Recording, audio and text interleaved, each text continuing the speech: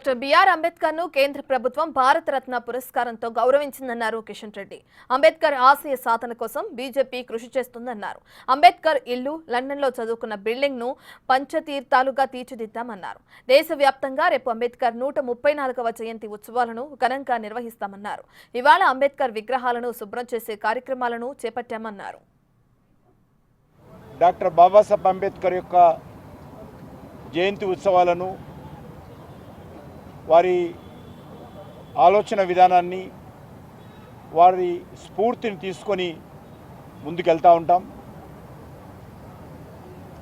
Bharatiya Janata party చొరవ కారణంగానే అంబేద్కర్ గారి యొక్క చిత్రపటం పార్లమెంట్ సెంట్రల్ హాల్లో పెట్టడం జరిగింది.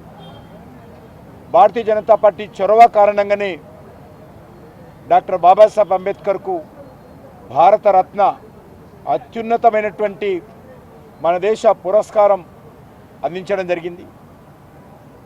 అదే కాకుండా అంబేద్కర్ ఆశయాల సాధన కోసం అంకిత భావంతో భారతీయ జనతా పార్టీ పనిచేస్తూ ఉంది.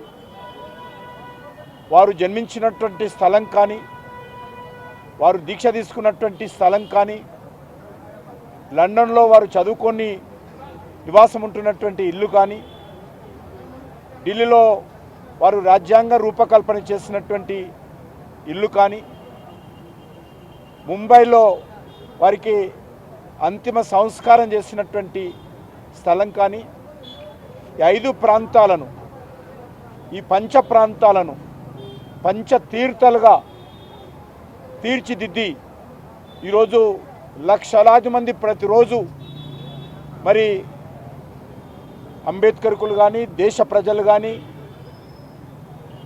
ఆ ప్రాంతాలను సందర్శించి అంబేద్కర్కు నివాళులు అర్పించే విధంగా రూపకల్పన చేసినటువంటి ఘనత నేటి ప్రధానమంత్రి నరేంద్ర మోడీ గారికి దక్కుతుంది. ఈరోజు పార్టీ నిర్ణయం మేరకు దేశవ్యాప్తంగా రేపు